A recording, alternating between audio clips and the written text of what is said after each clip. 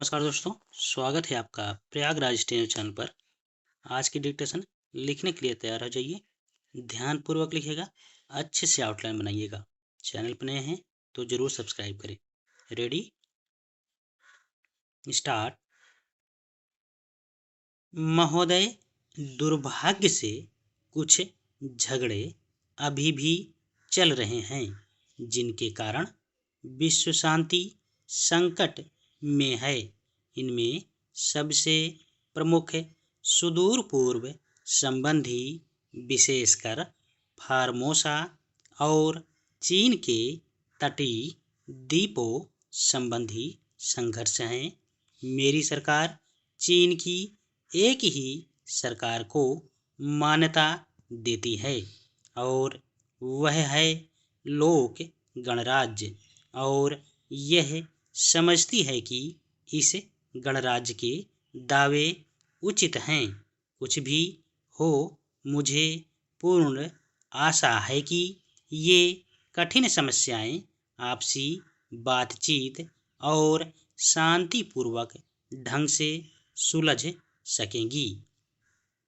यदि हम चाहते हैं कि संसार में समझदारी का बोलबाला रहे तो यह स्वीकार करना होगा कि अंतर्राष्ट्रीय झगड़ों को सुलझाने का और कोई रास्ता नहीं रह गया है।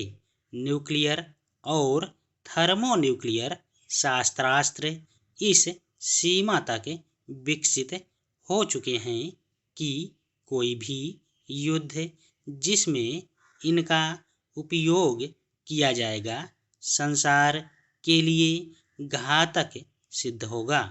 इस आत्महत्या की नीति से संसार की कोई समस्या नहीं सुलझ सकती और न किसी उद्देश्य की पूर्ति हो सकती है। एक उद्दजन बम न केवल एक विस्तृत क्षेत्र में प्रत्येक प्राणी को मार डालता है, बल्कि तीव्र विनाशकारी लहरें पैदा करता है और विनाश लीला का प्रसार दूर दूर तक कर देता है। ऐसे घातक अस्त्रों से सुरक्षा का कोई उपाय नहीं। कुछ देशों के प्रमुख सैनिकों ने निर्विवाद शब्दों में कहा है कि ऐसा व्यापक युद्ध जिसमें इन अस्त्रों की भयानकता को देखते हुए न केवल इनका उत्पादन बंद हो जाएगा, बल्कि मानव समाज यह भी समझ लेगा कि युद्ध किसी प्रकार की समस्या को सुलझाने का साधन नहीं बन सकता। अणुशक्ति से जहाँ संसार के विनाश का भय पैदा हो गया है, वहाँ एक नवीन आशा की किरण का जन्म भी हुआ है, बशर्ते कि इसका उपयोग शांतिपूर्ण कार्यों में किया जाए। समस्त संसार के लोगों के जीवन यापन के स्तर को ऊंचा उठाने के लिए आवश्यक साधन अणुशक्ति द्वारा जुटाए जा सकते हैं। अर्ध विकसित देशों को उन्नत करने की दिशा में इसका विशेष महत्व है।